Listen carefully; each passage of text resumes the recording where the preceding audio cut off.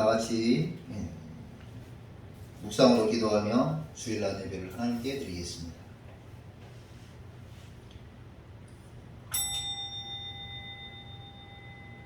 복 있는 사람은 악인들의 꾀를 따르지 아니하며 죄인들의 길에 서지 아니하며 오만한 자의 자리에 앉지 아니하고 오직 여호와의 율법을 즐거워하여 그 율법을 주야로 묵상하는 자로다. 그는 시냇가에 심은 나무가 철을 따라 열매를 맺으며 그 잎사귀가 마르지 아니함 같으니 그가 하는 모든 일이 다 형통하리로다. 거룩하신 하나님 아버지, 오늘도 복 있는 주의 성도들이 하나님의 전에 모여 예배하며 동영상으로 예배를 드립니다. 이 가운데 함께하여 주시고 복 있는 사람들이 받아 누릴 은혜와 축복과 귀한 삶의 열매를 허락하여 주옵소서. 오늘도 마음을 다하고 뜻을 다하고 성품을 다하여 하나님 앞에 예배할 때에 신령과 진정으로 예배드리는 귀한 시간 되게 하여 주옵소서. 예수님의 이름으로 기원하옵나이다. 아멘. 사도신경으로 신앙을 고백하겠습니다. 나는 전능하신 아버지 하나님 천지의 창조주를 믿습니다. 나는 그의 유일하신 아들 우리 주 예수 그리스도를 믿습니다. 그는 성령으로 잉태되어 동정녀 마리아에게서 나시고 본디오 빌라도에게 고난을 받아 십자가에 못 박혀 죽으시고 장사된 지 사흘 만에 죽은 자 가운데서 다시 살아나셨으며 하늘에 오르시어 전능하신 아버지 하나님 우편에 앉아 계시다가 거기로부터 살아있는 자와 죽은 자를 심판하러 오십니다.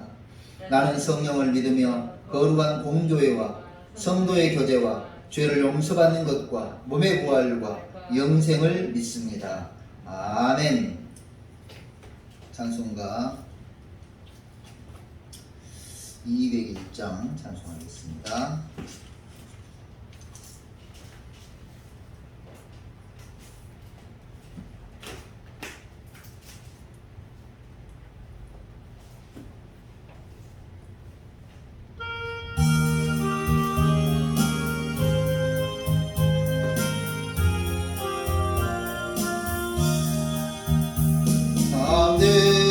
참되신 말씀 하늘의 지혜요 변하지 않는 진리 온 세상 빛이라 주 말씀 성경에서 찬란히 빛나고 내가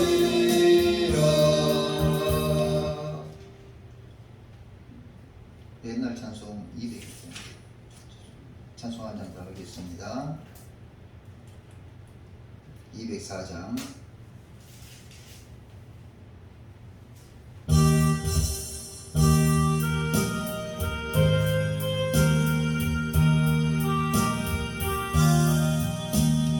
주의 말씀 듣고서 준행하는 자는 한석 위에 터 닦고 집을 지은 같아 비가 허금을 나며 바람 부딪혀도 한석 위에 세운 집 무너지지 않네. 잘 짓고 잘 짓세 우리 집 잘 짓세 만세 만석 위에도 우리 집 잘 짓세 주의 말씀 듣고도 행치 않는 자는 모래 위에 터 닦고 집을 지은 같아 비가 허금을 나며 바람 부딪힐 때 모래 위에 세운 집 크게 무너지네. 잘 짓고 잘 짓세 우리 집 잘 짓세 만세 만석 외여도 우리 집 잘 짓세 세상 모든 사람들 집을 짓는 자리 반석 위가 아니면 모래 위에 짓네 우리 거저오셔서 지은 상을 줄 때 세운 건너 떨어서 영영 상을 주리 잘 짓고 잘 짓세 우리 집 잘 짓세 만세 만석 위에다 우리 집 잘 짓세. 성경 말씀은 누가복음 7장입니다. 누가복음 7장 1절부터 10절까지 말씀입니다. 누가복음 7장 1절부터 10절 말씀.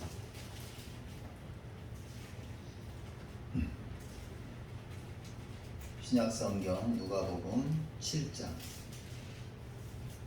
마태, 마가, 누가 이렇게 나오죠. 읽어드리겠습니다. 예수께서 모든 말씀을 백성에게 들려주시기를 마치신 후에 가버나움으로 들어가시니라. 어떤 백부장의 사랑하는 종이 병들어 죽게 되었더니 예수의 소문을 듣고 유대인의 장로 몇 사람을 예수께 보내어 오셔서 그 종을 구해 주시기를 청하는지라. 이에 그들이 예수께 나와 간절히 구하여 이르되 이 일을 하시는 것이 이 사람에게는 합당하니이다. 그가 우리 민족을 사랑하고 또한 우리를 위하여 회당을 지었나이다 하니 예수께서 함께 가실새 이에 그 집이 멀지 아니하여 백부장이 벗들을 보내어 이르되 주여 수고하지 마옵소서 내 집에 들어오심을 나는 감당하지 못하겠나이다. 그러므로 내가 주께 나아가기도 감당하지 못할 줄을 알았나이다. 말씀만 하사 내 하인을 낫게 하소서. 나도 남의 수하에 든 사람이요 내 아래에도 병사가 있으니 이더러 가라 하면 가고 저더러 오라 하면 오고 내 종들어 이것을 하라 하면 하나이다. 예수께서 들으시고 그를 놀랍게 여겨 돌이키사 따르는 무리에게 이르시되 내가 너희에게 이르노니 이스라엘 중에서도 이만한 믿음을 만나보지 못하였노라 하시더라. 보내었던 사람들이 집으로 돌아가 봄에 종이 이미 나아 있었더라. 아멘. 오늘 함께 은혜를 받을 제목은 믿음입니다. 믿음. 오늘 성경의 본문의 핵심적인 인물 중에 한 사람이 바로 백부장입니다. 백부장이란 100명의 병사를 지휘하는 장교예요. 하급 장교입니다. 그리스의 정치가임의 역사가인 폴리비우스라고 하는 사람은 백부장의 지휘에 대해서 말하기를 지휘할 능력을 갖춘 사람으로서 그 군대에서 가장 우수한 사람, 뛰어난 사람을, 성실한 사람을, 지도력을 겸비한 사람을 뽑아서 백부장으로 세운다 이렇게 했어요. 이 백부장은 성경에 몇 명이 나와요. 몇 명이 나오는데 그 백부장은 대부분 이스라엘 사람이 아니고 이방 사람이라는 거예요. 그러니까 이스라엘 사람이 아닌 이스라엘을 지배하고 관리 감독하는 이방 사람이에요. 이 백부장은 누가 임명하냐면 로마의 통치권을 부여받은 그 애굽의 이스라엘의 황제가 임명하죠. 그러니까 이 백부장은 결국 로마의 어떤 좀 나쁘게 말하면 하수인? 우리 일제시대를 생각해보면 알 수 있어요. 일제시대 때 우리나라를 일제가 삼켜가지고 어떻게 했어요? 예, 맞아요. 일본 사람들이 와서 관리 감독하고 지배했죠. 그럴 때 이 백부장이 이제 성경에 몇 명 나오는데 대체적으로 성경에 등장하는 백부장은 좋은 사람들이 했던 것 같아요. 보면 좋은 사람들이었어요. 오늘 본문에도 느낌적으로는 좋은 사람 같잖아요. 그래서 백부장은 이방인으로 생각이 됩니다. 오늘 본문 7장 2절에 어떤 백부장이 사랑하는 종이 병들어 죽게 되었다. 그랬습니다. 사랑하는 종. 백부장이 종을 사랑한다? 참 기가 막힐 일이죠. 여기서 이 사랑한다는 말은 러브, 아가페라는 단어를 쓰지 않고 엔티모스라는 단어를 썼어요. 엔티모스. 무슨 말이냐면 소중히 여기는, 존중하는, 보배로운, 각별한 마음을 가지고 있는 그런 뜻이에요. 지금 우리 시대에는 이 단어가 별 큰 충격이 아니고 의미가 아닌데, 그때 당시는 이 엔티모스라고 하는 단어가 종에게 쓰였다는 것이, 이것이 충격이에요. 당시 문화적으로나 사회적으로 볼 때 파격적인 장면이지. 종은 소유물이에요. 재산이에요. 권리도 인격도 인권도 없는 하찮은 물건 같은 존재예요. 그런데 백부장이라고 하는 지위를 가진 사람이 죽여도 그만이고 팔아도 별 문제 없는 종을 엔티모스했다. 아꼈다. 존중했다. 보배롭게 여겼다. 소중히 여겼다. 쓰다가 버리면 그만인 볼펜 같은 존재, 쓰다가 버리면 쓰레기 봉투 같은 그런 존재, 종인데 그 종을 어떻게 했다고요? 엔티모스 했다는 거예요. 파격적인 단어예요. 사랑하는 종을 위한 이 백부장의 마음, 그런 종을 사랑하는 백부장의 마음, 그 마음이 종이 아파서 죽어가는 장면을 보고 나와요.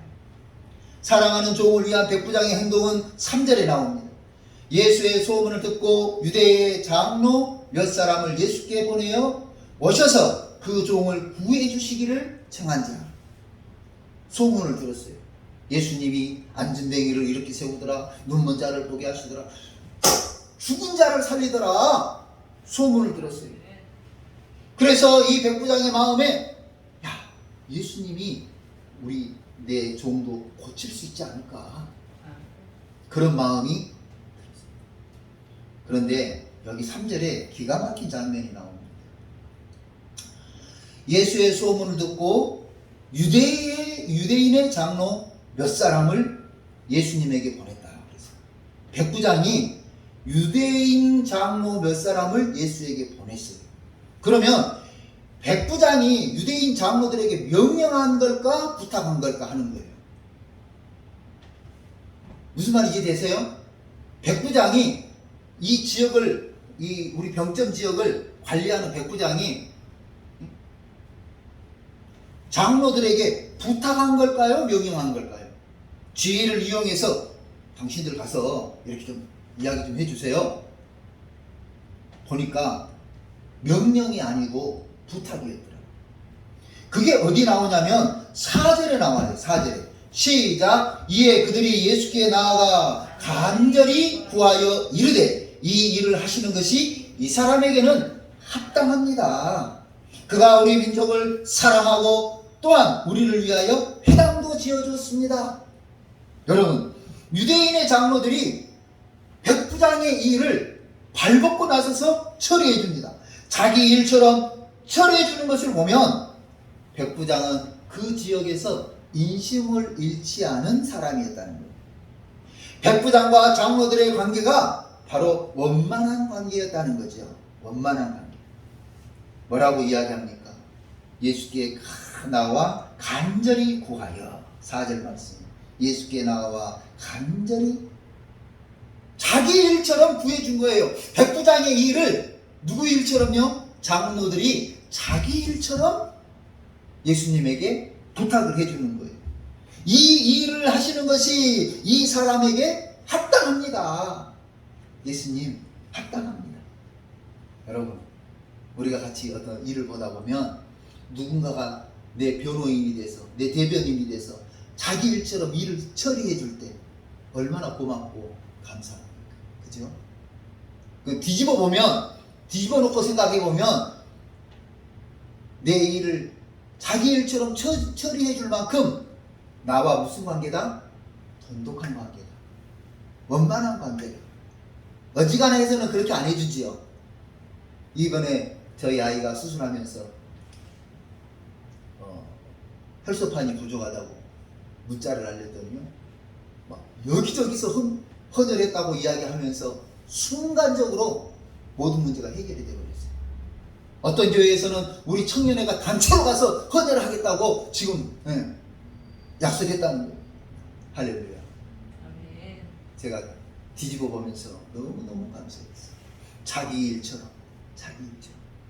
심지어는 75세 먹은 할머니 목사님이 나도 헌혈하러 가려한다고. 참고로 75세는 안 받아줘요, 헌혈에서. 그런데 저하고의 그 관계 속에서 얼마나 저에게 고맙게 말해주시든지 그분과 저와의 관계를 설명해주는 부분이라고 생각합니다. 원만한 관계였다는 거예요. 뭐라고 이야기합니까? 우리 민족을 사랑했다 그랬어요. 백부장이 우리를 지배하고 우리를 관리하려고만 통제하려고만 한 그런 것이 아니라 우리 민족을 사랑했다. 또 뭐라고 그럽니까? 우리를 위하여 회당도 지어줬다 그랬어요.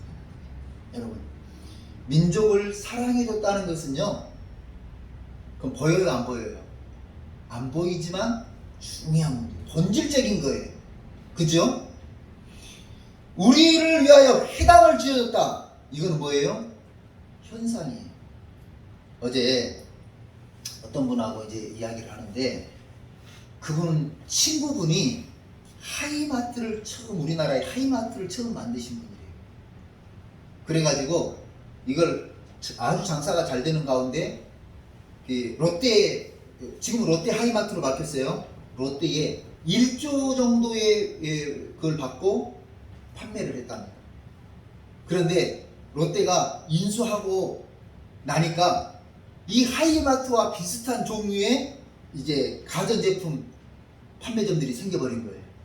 전에는 에어컨 살려면은 어디 가고 이 전자제품을 사는 것이 마땅하지 않았죠. 그런데 하이마트라고 하는 게 생겨서요, 거기 가면 하다못해 전동 칫솔부터 시작해서 냉장고, 에어컨, 모든 선풍기, 모든 가전제품이 하이마트에 있는 거예요. 그래서 가전제품을 사려면 하이마트로 가요, 그 노래가 나와. CM송이 그거예요. 가전제품을 사려면 하이마트로 가요. 그런데 이분이 이제 롯데에 팔았는데 롯데가 인수하고 보니까 자기들이 생각했던 것만큼 수입이 안 돼요. 그래서 이제 소송을 해서 지금 한 10여 년째 지금 소송 중이라고 그래요.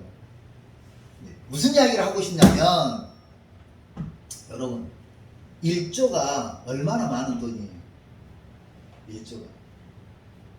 여러분이 우리가 생각할 수 없는 돈이 1조예요. 그분이 이제 온누리교회 다니시는데, 어떤 그분 아들이 어느 목사님 개척하는 교회에 출석을 했대요. 출석해서 개척한다고 그러니까 도와줬어요. 문제는 그 아들이, 엄마, 나는 이런 법정 소송 이런 거 잘 모르니까 그냥 부모님 알아서 하시라고, 나는 이렇게 많은 돈도 필요 없다고. 그리고 가족들을 데리고 싱가포르로 이민을 가버린 거야. 나는 이렇게 뭐 1조라고 하는 이런 뭐 돈 욕심도 없고 나는 이런 것도 필요 없다. 엄마, 나 싱가포르로 이민을 가고 있어. 문제는 그 아들이 다니던 개척교회에 아들이 이제 이민 가버리고 없잖아요. 이제 부모님만 이 교회를 다니는 거예요. 내가 생각해 볼 때는 그래. 이야기를 쭉 들어보면서, 그래, 그 개척교회에 부자들 데리고 개척을 했는데 누군가가 한 사람 10억, 20억 헌금하면 그 강남에 개척한 그 교회 땅도 사고 건물하면 될 텐데, 지금은 월 1,000만 원 나가는 월세를 못 내가지고 교회가 존폐 위기에 닥쳤다는 거예요. 그 말이요, 막걸리요. 아니, 지금 있는 교인들이 헌금 좀 하지. 아니면 그 목사님도 그래. 여기서 안 되면 화성 땅값 싼 화성으로 오면 되지. 세도 싼데. 굳이 강남에 있으면서 월 1,000만 원을 못 내가지고. 두 번째, 월 1,000만 원 낼 돈은 없으면서 자기 목회비는 왜 받아가냐고.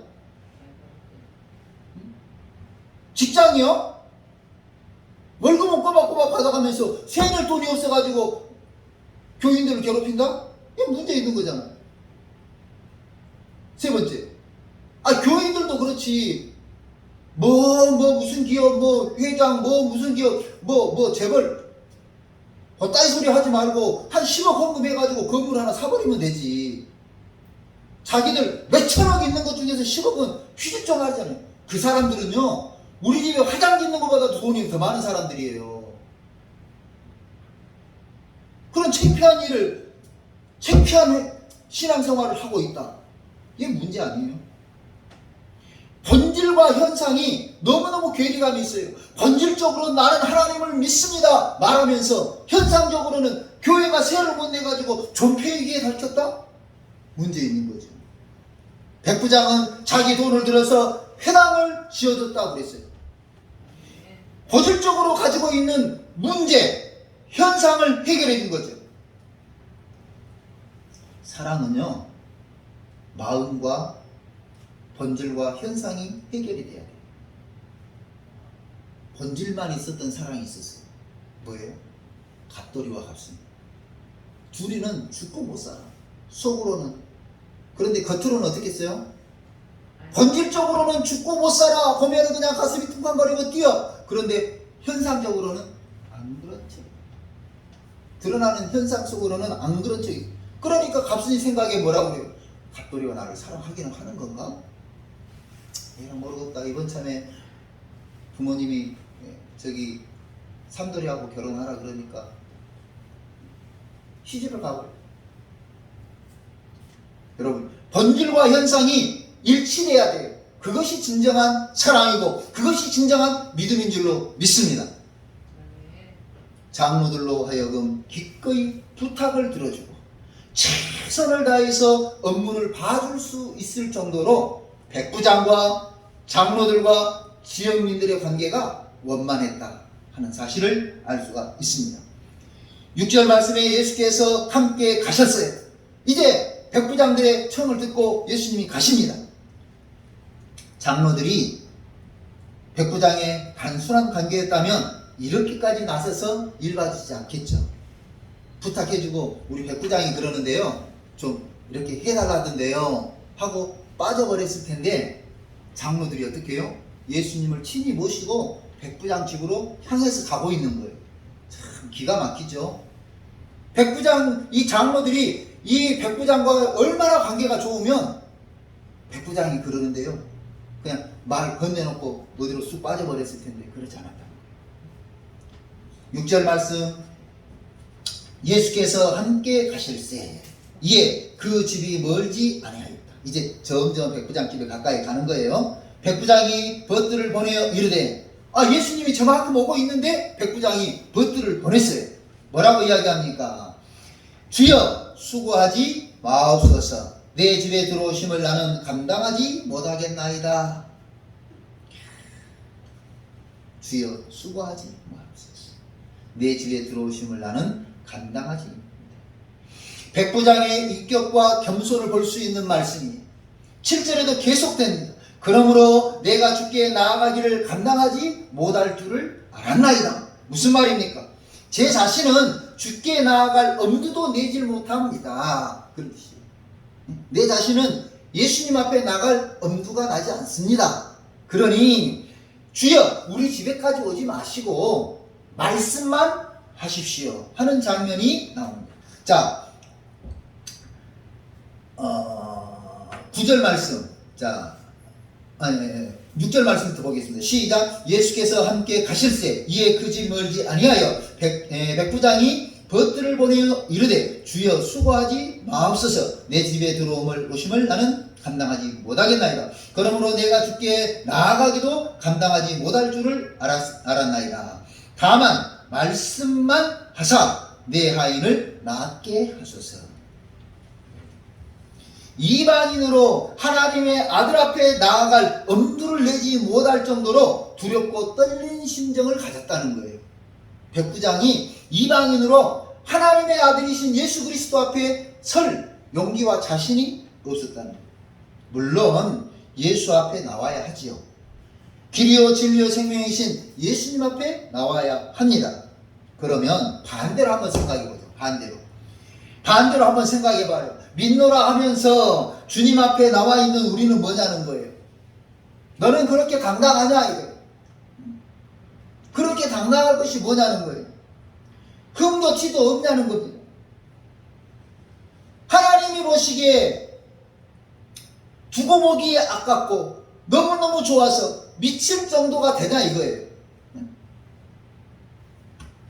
주경선 너는 하나님 앞에 예수님 앞에 그렇게 자신이 있냐 이거예요. 오늘 우리 자신을 돌아봐야 될 장면 중에 하나가 바로 이 말씀입니다. 예수님 앞에 설 때에 두렵고 떨리는 심정. 여러분이 교회에 올 때 어떤 마음인지는 모르지만요, 성경을 대할 때에 어떤 마음인지는 모르지만요, 꼭 이 마음을 가지세요. 나는 지금까지 열심히 해왔지만 따라합시다. 지금도 부족하다. 여전히 부족하다. 아직도 부족하다. 겸손한 마음을 가지고 예수 그리스도 앞에 설 수 있기를 주님의 이름으로 축원합니다. 예수님이 오신다면, 오늘 나를 예수님이 부르신다면 두렵고 떨림을 조금은 가져야 하지 않겠냐는 거예요. 무슨 말인지 이해되세요? 큰 죄를 지은 것은 없어도 경찰 앞에 가면 어때요? 경찰차가 지나가면 운전하다가 며칠 전에 운전을 하고 가는데 이 뒤에서 이제 밤에 아주 깜깜한 밤인데 운전하고 가는데 제가 교통을 잘 지키고 왔어요. 그런데 갑자기 뒤에서 사이렌 소리가 나면서 경광등을 켜면서 경찰차가 오는 거예요. 그러면 저 사람 나를 잡으러 왔나? 내가 뭐 신호 위반한 거 있나? 한참 생각해 보는 거예요. 그런 거 없는 것 같은데. 다시 한번 돌아봐야 되는 거지. 내가 운전하고 왔던 길을 다시 한번 돌아봐야 돼. 여러분, 예수님이 오신다면, 오늘 나를 부르신다면 두렵고 떨림은 조금은 가지고 있어야 하지 않겠냐는 거예요. 주여, 나를 도와주세요. 간절한 마음으로 예수님을 만나야 하지 않겠냐는 거예요. 흠도 티도 없는 것처럼 당당하게 자신감을 가지고 만날 것이 아니라, 주여, 내가 예수님을 믿습니다마는 그래도 부족한 나를 도와주세요. 그래도 부족한 나를 치료해 주세요. 그래도 부족한 나를 사랑해 주세요. 백부장은 겸손한 인격과 마음을 가졌다는 것을 알 수 있습니다. 두 번째로 백부장의 겸손한 인격은 다만 말씀만 하사 내 하인을 낫게 하소서, 이 대목에서도 알 수 있습니다. 백부장은 자신이 요청한 것에 대해서 예수님의 명령만으로도 충분하다고 생각을 했습니다. 백부장의 믿음이 분량을 알 수가 있는 거죠. 이 말씀을 들으신 예수님이 이렇게 이야기를 했어요. 9절 시작. 예수께서 들으시고 그를 놀랍게 여겨 돌이키사 따르는 무리에게 이르시되 내가 너희에게 이르노니 이스라엘 중에서도 이만한 믿음을 만나보지 못하였느니라. 참 기가 막히죠. 예수님이 말씀만 하시면 된다는 거예요. 예수님이 친히 오시지 않고 뭐만 해도요, 거기서 저쪽 동네에서 지금 말씀만 하셔도 우리 집에 있는 종이 낫겠습니다. 말씀만 하셔도 됩니다. 제가 주일학교 때 배운 노래인데요, 찬양입니다. 예수님이 말씀하시니 물이 변하여 포도주 됐네. 예수님이 말씀하시니 물이 변하여 포도주 됐네. 2절입니다. 예수님이 말씀하시니 바디메오가 눈을 떴다네. 예수님이 말씀하시니 바디메오가 눈을 떴다네. 3절. 예수님이 말씀하시니 죽은 나사로가 살아났다네. 4절. 예수님이 말씀하시니 거친 파도가 잔잔해졌네. 예수님이 말씀하시니 거친 파도가 잔잔해졌네. 예수님 예수님 나에게도 말씀하셔서 새롭게 변화시켜 주소서. 할렐루야. 예수님 말씀해 주세요. 예수님 말씀하시면 내 죽을 하인이 살아날 줄로 믿습니다. 예수님 말씀해 주세요. 죽은 나사로가 살아난 것처럼 내 하인이 살아날 줄로 믿습니다. 예수님 말씀해 주세요. 물이 변하여 포도주 된 것처럼 내 인생의 고철고 허망한 것들이 변해서 평화와 안정과 사랑이 넘치는 인생이 될 줄로 믿습니다. 예수님 말씀해 주세요. 나에게도 말씀하셔서 새롭게 해주세요. 새롭게 해주세요. 내 인생을 변화시켜 주세요. 예수님이 말씀해 주시기를 사모해야 될 줄로 믿습니다. 이방인 백부장은 예수님이 말씀만으로도 할 수 있다는 것을 믿었는데, 믿는다는 우리는 예수님이 십자가에서 죽으면서까지 행동으로 보여주신 말씀, 그 말씀을 믿지 못하고 있지는 않는지 돌아봐야 합니다. 십자가에 죽으면서까지 너를 사랑한다, 너를 축복한다, 너를 믿고 구원받으라고 하시는 그 메시지를 잘 듣고 있는지 우리가 돌아봐요. 신기하죠. 이방인도 이렇게 믿는데 예수 믿는다는 사람들이, 성경을 읽는다는 사람들이 그렇게 사는 거 보면 신기하죠. 며칠 전에 어떤 분하고 이야기를 하는데 힘들다는 거예요. 힘들다는 거예요. 죽고 싶다는 거예요. 그래서 제가 전에 몇 번 더 대화를 나눈 적이 있어서 이야기했어요. 집사님, 죽어! 왜 나한테 죽는다는 말을 하는 거야? 내 동의가 필요해? 목사님 힘들어요, 어려워요, 안 돼요. 죽고 싶어요. 그런데 내가 뭐라고요? 아, 죽어! 내 동의가 필요해?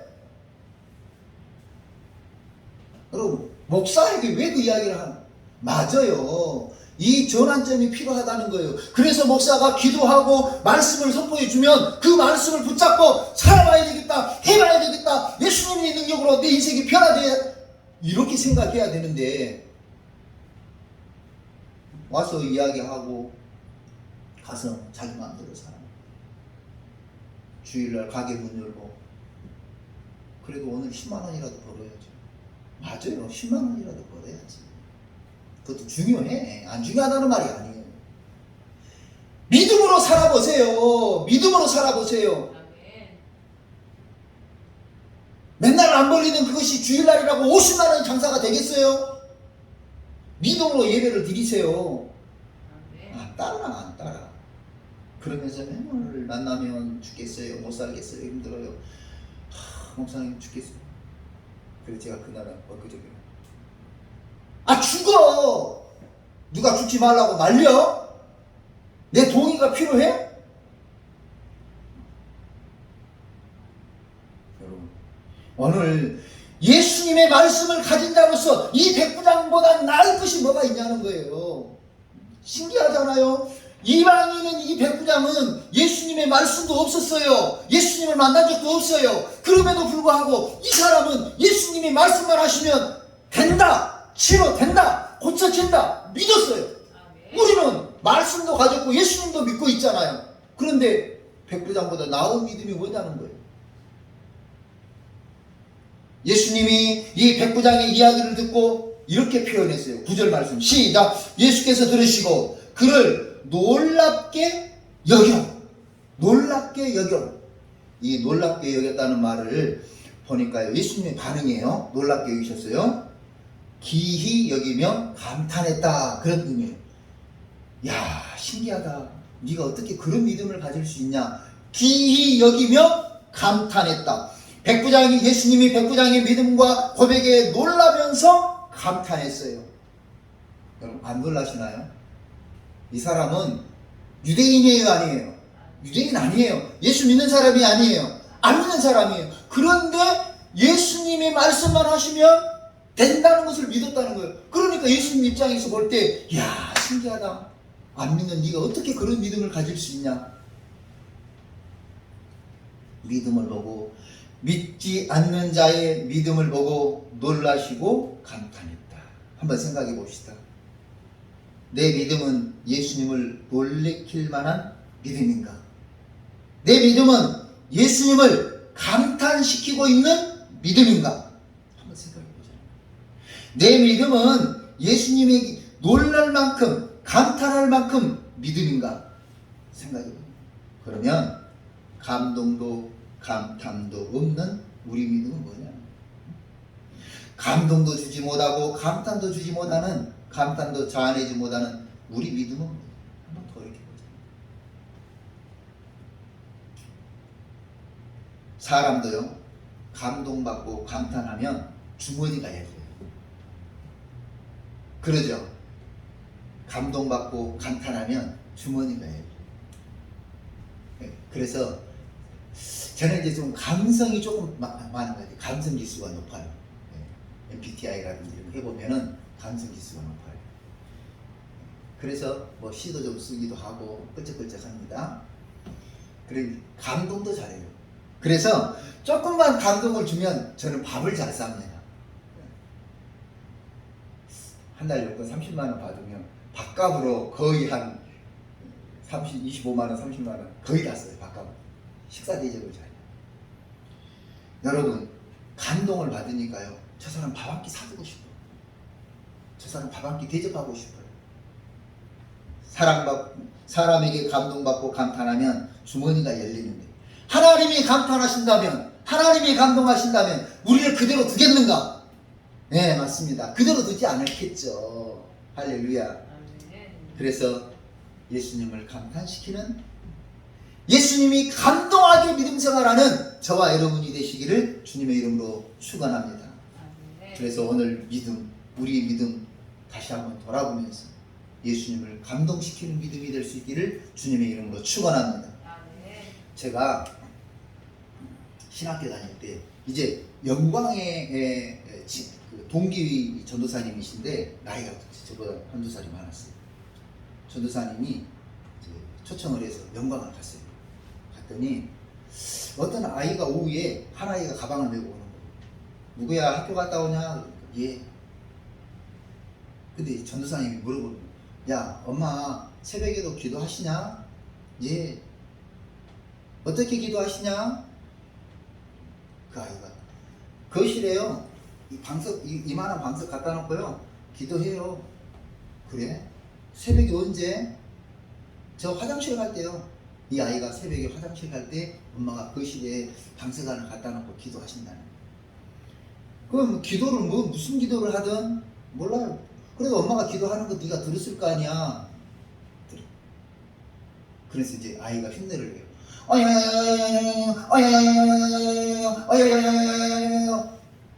무슨 말인지 못 알아들으니까 엄마가 뭐라고 기도하는 내용이, 아이가 흉내내는데 뭐라고요? 그렇게 기도를 한다는 거예요. 그래 이제 그 아이에게 뭐 먹을 거 하나 줘서 이제 집에 보냈어요.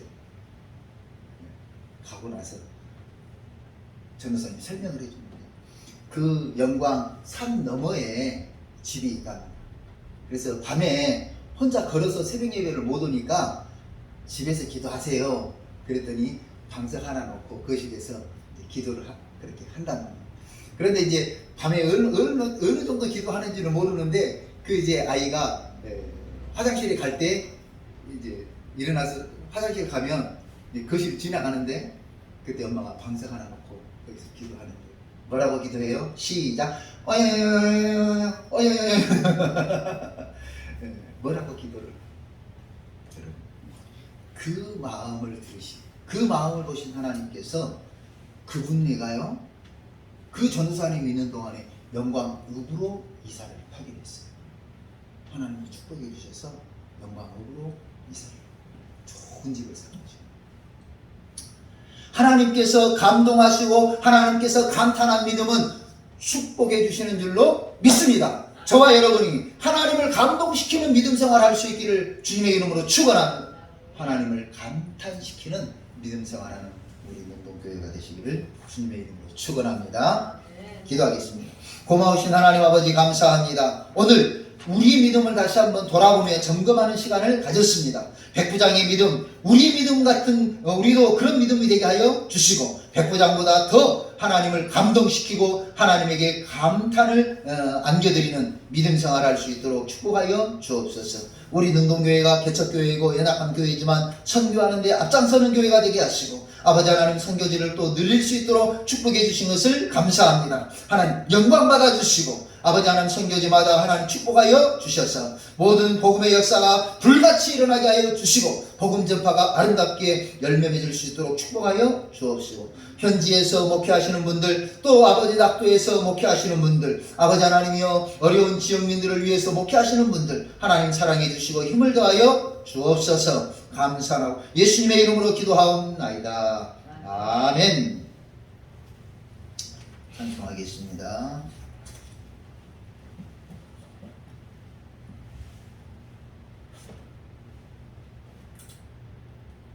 499장입니다.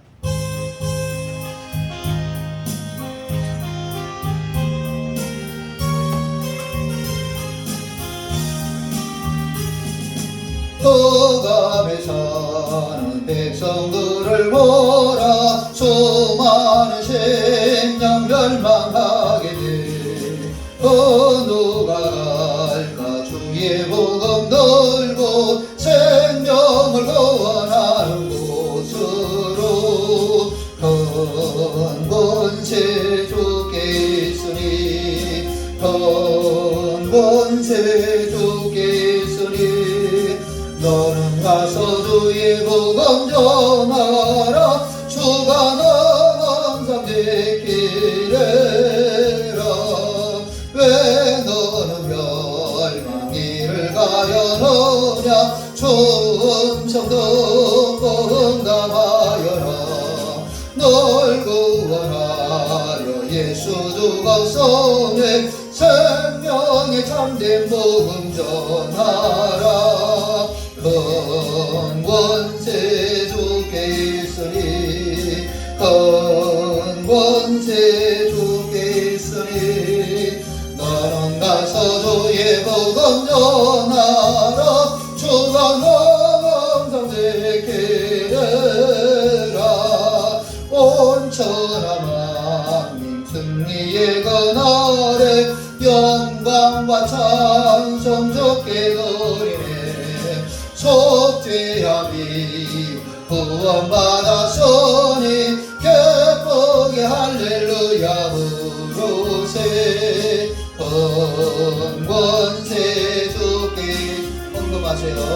큰 권세 주께 있으니, 너는 가서 주의 복음 전하라. 주가 너 항상 지키래라.